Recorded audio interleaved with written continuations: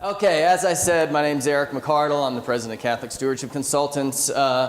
We started our organization, or started working with Catholic parishes back in 1996, I guess, in 95, 96. And at the time, my wife Lisa and I had a marketing firm that primarily worked with professional service organizations and nonprofits regionally, locally, regionally.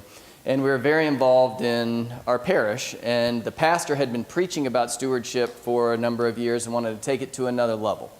So he asked us to go to what was then a National Catholic Stewardship Council Conference. Now it's International Catholic Stewardship Council Conference. I believe that one was in New Orleans. And we went there and heard about this message of stewardship and how it could change people's individual lives and how it could change the lives of parishes, change the culture in parishes. And we were kind of turned on fire about it, and both of us being brought up in the church and being involved in the parish, and we could see how some of this could help develop our parishioners in our parish and develop our parish the way the pastor was wanting to go. Now, with that said, what we also saw was, as my presentation is on best practices of parish stewardship, what we also saw was a whole lot of not best practices that were being held up as like the best things to do in the country. Basically, what our assessment was as a professional service organization looking at working with clients in marketing and communications, it didn't seem like it was, that a lot of these parishes they were holding up as kind of the best in the country, how they were going about it, actually implementing it, and with the reaching out to people, we thought was extremely, extremely ineffective and totally unprofessional. And except for one person that we found there, who was Msgr Thomas McGread. So, talked to him, tied into him, went back to the pastor with the skills that we had and our experience, and basically said, okay, here's this plan that we've got that we think will work with what you're wanting to have happen. So we don't know if it'll work, but here's what we'll try. And you good? And so we went back, implemented this process, and what happened over the course of the next year was what we were hoping. Unfortunately, we were too dumb to know that we shouldn't try all of these things at the same time, because in the world of Catholic development, you would never, if you're just focusing on getting more people involved, you just focus on having a ministry fair or something. If you focus on trying to increase the offertory, you just do offertory increase appeal. If you're trying to restore, like what they were doing, trying to restore a 150-year-old church to its interior to its original way it was set up, you just focus on a capital campaign. If you're trying to just do something with evangelization, you just focus on that. Anyways, we kind of did it all at the same time. And the result in this parish, that was about 800 households, inner city parish, was pretty remarkable.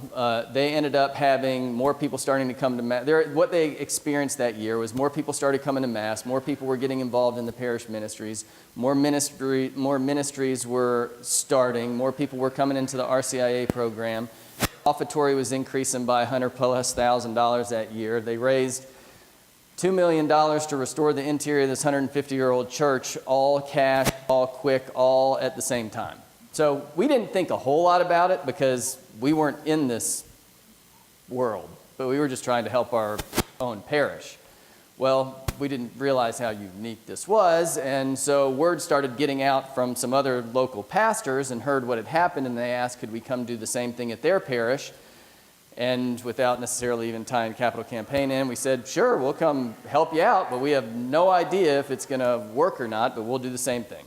So same thing happened, same results, similar results from parish to parish. So as we're then working with businesses, and we had merged my dad's management consulting firm together with us, and so we have a management consulting firm on one side, and we keep each year having more and more pastors from further and further away. We're based in Augusta, Georgia, up and down kind of the East Coast, asking us, could we come do what we did at Holy Trinity at their places, and similar results were happening. The first year that we worked with that original parish, that NCSC, ICSC, recognized them for their total, as best in the country, for their total parish stewardship effort. Next year, same thing. Next year, a cathedral we worked with, we got it. Next year, another cathedral we worked with, got it, etc. So, as the few years went on, we got connected even more with Msgr. we thought that God was calling us to take our leap of faith, and there wasn't any organization doing what we were doing then. There still isn't today.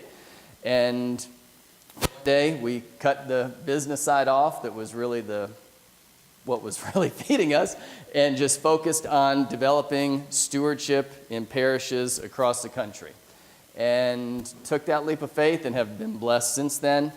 Since that time, we've worked with hundreds of parishes all over the country. Parishes that are huge parishes, as large as 7,000 households, 8,000 household parishes, to parishes as small as 50 households.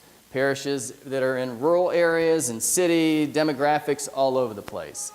And what we've seen, as Msgr talked about, is if you really focus on the spirituality of stewardship and helping people grow in their relationship with Christ, being proactive in that you can see a lot of the fruits of what we've seen with these parishes in terms of developing stewardship as a way of life and seeing all these different results take place. So with that, I'm just going to touch on some on the spirituality of stewardship, and then kind of get into some of the important things that we see that are foundational, and then some best practices in terms of developing stewardship in parishes. And as I go through this, at different times, I'll open it up for questions if you have them. If you don't, I'll just keep moving through, and then we'll do some Q&A at the end if you want. Okay? All right. So, just to reiterate, stewardship as a way of life. Pretty simple. Focusing on it's a Thanksgiving way of living.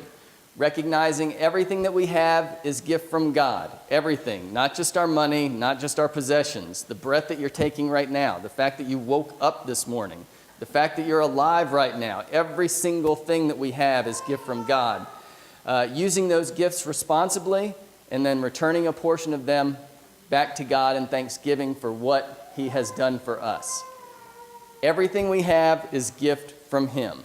The more we focus, can recognize that, which is easy, as Msgr talked about. I mean, it's easy with everything else in our lives just to kind of get pushed to the side. But the more that we can really come back and focus on that, the more we can really be connected and kind of even be more tied into listening to what God's calling us to do and act, and how He's wanting us to connect and raise our families and deal with people that we're connected with in our parishes and in our work world.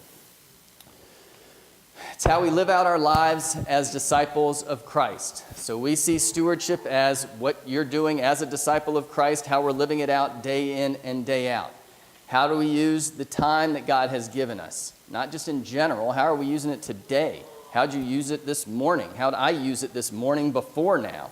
How's He calling me to use it between now and as we go through this conference, and even in the evening? How do we use the time that God's given to us? How do we use the talents and abilities that He's given to us day in and day out? And how are we using the financial resources that He has given to us? So some foundational elements that we see that we think are extremely important for any parish to successfully develop stewardship as a way of life. These are things that we've seen and that are part of our organization and what we do when we work with parishes all over the country. So our take is saying, here's what we do. We've got a whole team, we've got a staff of 45-ish people that end up helping us when we're working with parishes to make all of this stuff happen. But we say whether we're working with you or not, these are some foundational elements that you need in place to really be successful. So, 1, you need to significantly increase communication, education, and evangelization throughout the parish. That's 1. 2, focus on stewardship and its connection to discipleship. When we're talking about living at stewardship as a way of life, we're talking about a very practical spirituality, a practical way of living our Catholic faith, something that's simple, that each one of us can do, that is also relatable even to children as well. And number 3, recognizing it's a spiritual process, that basically what we're trying to do is this isn't a fundraising program. This isn't a program to try and get more people involved in the life of the parish. This has nothing to do with the parish's need to get. Now that's one of the huge, big things that come up in terms of what parishes over and over focus on, whether they're developing stewardship or not, is more about, we need more money as the parish. We need more money coming into the offertory because we need to take care of X, Y, and Z. We, the parish, need more people, volunteers, so that we can cover this, this, and this. And our take is that's totally backwards and flipped. It needs to get flipped back around. Where we need to be connecting and looking at this in terms of as a spiritual process is that this has to do with trying to reach each individual parishioner in your parishes to help them grow as a disciple of Christ. As individual parishioners and families end up having a change of heart, as Monsignor talked about, and start to grow more fully in their relationship with Christ, then they start using the time and the gifts, the talents, the treasure that God has given them in the way that God's calling them to.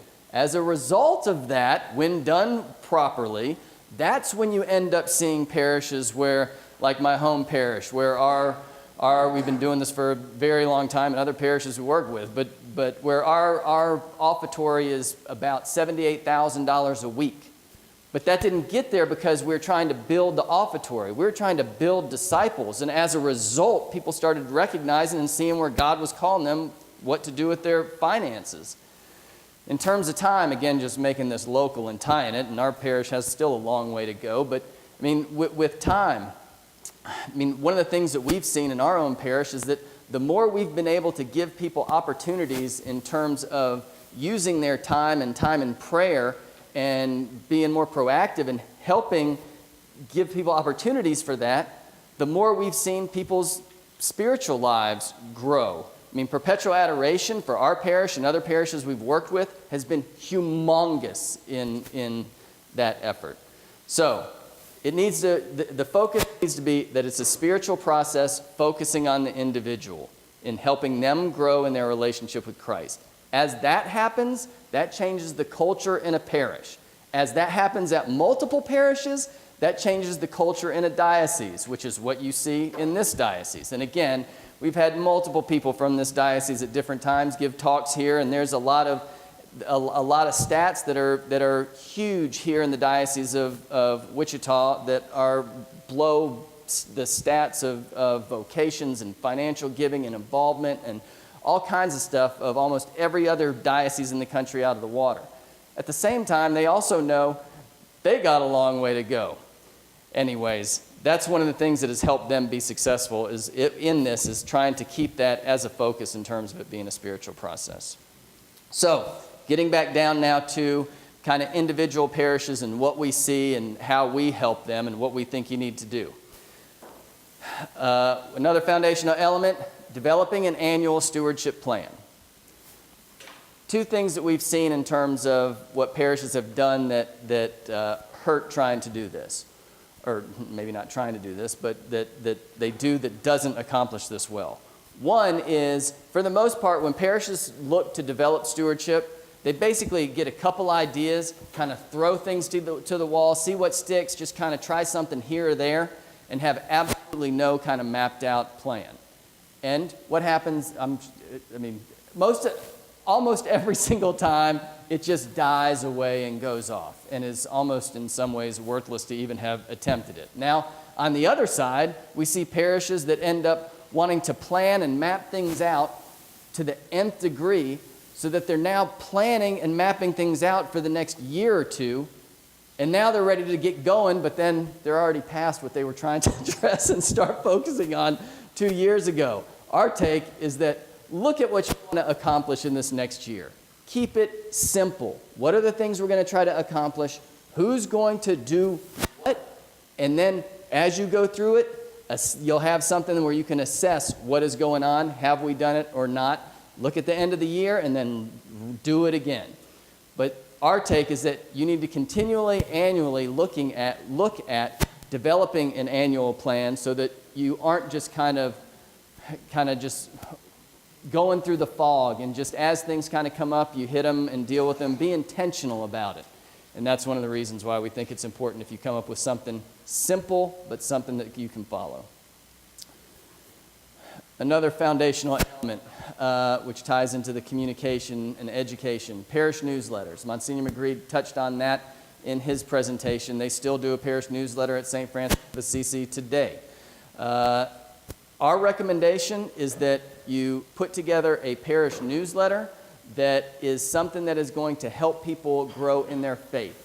Not put something together that is just about the activities and what is going on in the parish, kind of like snippets or kind of a rehashing of the bulletin. Our recommendation and what we do with our clients is we try to use it as a teaching tool, as a formation tool, as a tool to show, as a communication tool to show stewardship in action at the local level. So just kind of content-wise, just to give you kind of an understanding of what we see in terms of what we put together for our clients and what we recommend, is that one, you end up having a letter from the pastor in each issue. That letter ends up having some connection with stewardship formation, but it comes from the pastor. Second thing would be stewardship formation, specific stewardship formation and Catholic faith formation articles. One or two of those in there. And then the third component that we think is important is to have specific articles on parish ministries showing how people in the parish are growing closer to God by being involved in the ministries in your parish. Now, there's a lot of stewardship education materials out there that you can go kind of purchase that are generic. Our take is that that is almost worthless, because in your parish, Eric and Lisa McArdle might have a wonderful stewardship story about them and their 5 girls and how they've grown and blah, blah, what they're involved with at St. Mary on the Hill in Augusta, Georgia. But for your parishioners, they don't care about Eric and Lisa McArdle and what we're doing. I mean, the more you can make it local and tie it specifically to your ministries and your parishioners and show people growing in their faith by being involved in your parish, the more effective it is. Now, I add one more component here, and this component is something that we suggest, but almost very few of our clients do it, and almost no one else does it, is that to have something in the newsletter that is a regular kind of financial report. Something that's simple, but shows transparency and gives people a sense in general of kind of what's coming in and what's going out. Now, just for an example of that, or giving you a sense of kind of what St. Francis has done over the years, and they've done it different ways, but they've kind of done kind of a quarter page, half page, where every single month they show on one page in larger categories kind of what came in the last month and what went out the last month. If you can do that, I mean, almost every parish we go into and we say you should do that monthly. I mean, the ability for the office staff with their sometimes very capable skills and abilities, other times not very capable skills and abilities, to actually generate that is not likely. So we definitely don't say generate something that is possibly going to be wrong and there are going to be holes in it. So if you can't do that monthly, then basically look at doing something like quarterly. But that is something that St. Francis has done that we do think is important. It's just something that most parishes don't do for a number of reasons. Primarily, the one main one really is really getting that information in a timely manner and being able to get it out, which is unfortunate, and we should be able to do that, but is not typically the case. So with that, in terms of distribution and what our recommendation is, so with those parish newsletters, we recommend getting them mailed out to all homes. I know some people don't want to print things and don't want to mail them and think that it's ineffective. Our take is that's not the be-all, end-all, but a couple things. One, what else are you doing right now to reach out to people in their homes and touch them from the parish? Usually absolutely nothing or very little, other than the annual financial giving of what we're doing, or if we need more money for one thing or another. And the second thing is, what are you doing right now, if anything, to reach out to those households in your parish that aren't coming to Mass at all, or periodically? You're probably doing absolutely nothing. Not every parish is doing absolutely nothing, but 99% of parishes are doing absolutely nothing. So if you have a parish of 1,000 households and you've got 300 of them showing up on a regular basis, 30%, those other 700 that are on that list, do you have any responsibility for them as a pastor and parish leaders or not? You've got something, and I'm not going to tell you exactly what it is because I also know of those other 700 households, a bunch of them aren't around anymore. So, I mean, cleaning that up is also important to try to figure out who you've got. But on that list are people that are fallen away Catholics that are still, like it or not, well, like it or not, you've kept them in your database. So they're there because you've kept them there. What are you doing to reach out to them? This is just something that we think is important to try to reach out and do something in terms of outreach to those fallen away Catholics and being proactive about it. Is it the be-all, end-all? No. But it is something, and it's something that we've seen and heard back from our clients as being effective. But in terms of distribution, that is definitely not the only way that you need to get it out. I mean, but again, it all depends on what you've got. And the more you build these types of things up, the infrastructure, the more effective you're going to be. I mean, the more you can end up having everybody's email addresses to end up sending emails to parishioners with something like this or other good, solid stuff to them without just continually plastering them with what the needs of the parish are, the better. So if you've got a good email distribution list, definitely use that. Getting it out on social media, whether it's Facebook, Instagram, Twitter, whatever, the more distribution channels you use, the more effective you're going to be with that.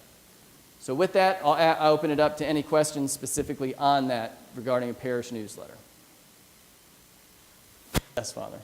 Do you have something different for you versus households in general? Do you try to tie it all together and make it group specific? Okay, the question is, do we have something specific or recommend something specific for youth, or do you try to tie it all together?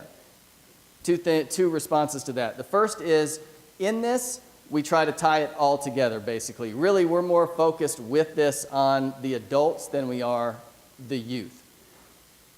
At the same time, one of our recommendations to our clients and what we do with our clients is we think it's important in each of the issues to show different areas of parish life. So in many of them, to have specific articles on youth ministry, on different things with the youth, on the school, if the parish has a school, we think is very important to include. This kind of goes a little bit off of what you're specifically asking, but with that, if you have a youth ministry that's decent and good, then our take would be doing something similar. I would structure it differently and distribution-wise differ, but having something that comes from your youth ministry office, youth minister or whatever, that is proactive like that to the youth in the parish is very important, could be very effective if done well. Yes? Can you explain more about holistic education and reason about education? So holistic education, basically in terms of faith formation. We think it's important to be able to tie and connect stewardship to all different areas of our life. So a lot of times what we'll see parishes do, because again, they're trying to get to a certain ends, is when they have stewardship formation articles, it'll really be more tied to stewardship and money and our need to get because we don't have enough in the offertory or this, versus trying to really have it touch on different areas of our lives and how we can grow in that in one area or another. So that's what we're talking about in terms of holistic and not just focused on the dollar signs or some other. I mean, as far as education, any like particular things that are like really work better than others? Question is, any particular education articles that work better than others? Our take is that you keep it pretty basic and foundational to our Catholic faith, because we have a ton of illiterate Catholics in every single parish. And I say that not taking a bat and hitting them and saying, you idiots, why are you illiterate with what the church teaches? That's our fault. We as a church, have not done a good job of that over the last 20, 30, 40 years. So that's why we say keep it more fundamental versus trying to go over some super detailed theological documents that people aren't going to track with. Yes?